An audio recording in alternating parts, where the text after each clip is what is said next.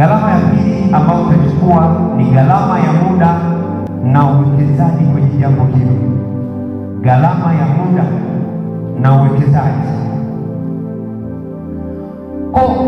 Ukitaka mabadiliko lazima utumie muda na utumie uwekezaji kwenye jambo hilo na unataka ulipate na mabadiliko yako na unataka uyachukue. Usipofanya uwekezaji kwenye mabadiliko haya hayatatokea.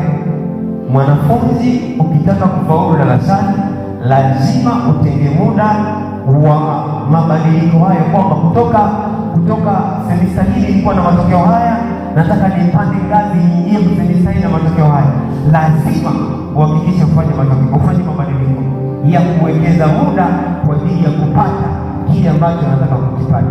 Vinginevyo matokeo yale ya semester ya kwanza ndiyo yatakaobaki semester ya pili na semester ya tatu, mpaka utakapofanya uwekezaji ambao utakuwa na maana kwenye tasnia yako ya elimu. Chochote unachotaka mabadiliko lazima uwekeze. Hebu sema, lazima niwekeze. Niwekeze muda wangu kwenye hicho ninachokitaka. Watu wengi wanataka mabadiliko, ila hawataki kulipa gharama ya kuwekeza kwenye hayo mabadiliko. Kwa wanajikuta miaka inaenda, siku zinaenda, vipindi vinasonga, alafu mwisho wa siku hamna chochote kinacholeta mabadiliko na kinachotokea. Watu wanabaki pale pale, viwango vinabaki pale pale. Kwa nini? Kwa sababu hawajaamua kuwekeza muda wao na nguvu zao kwenye hicho wanachokitafuta.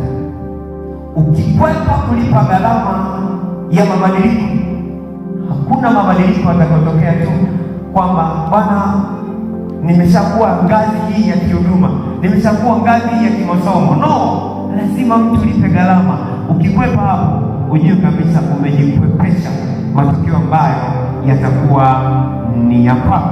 So ni lazima uwekeze muda wako vizuri, alafu mwisho wa siku kwenye huo muda na uwekeza ndio unaokupa matokeo.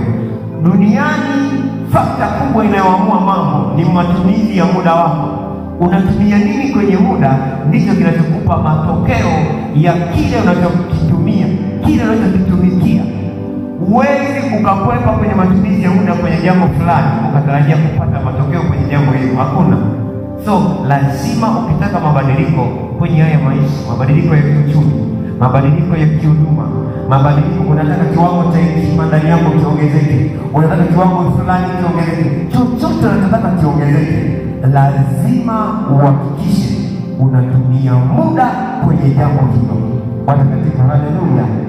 Kwa pamoja watu wa Mungu, kwa kubali kulipa gharama ya kuwekeza muda wako kwenye jambo unalolikimbilia, kwenye jambo unalolipambania. Katika hilo utakuwa umefanya jambo la maana sana. Mungu mbinguni awabariki sana, na nikutakie sasa utekelezaji mwema na utendaji mwema kwenye mambo haya mawili niliyozungumza hapa. Mchapie Bwana Yesu makofi kwa jambo hili.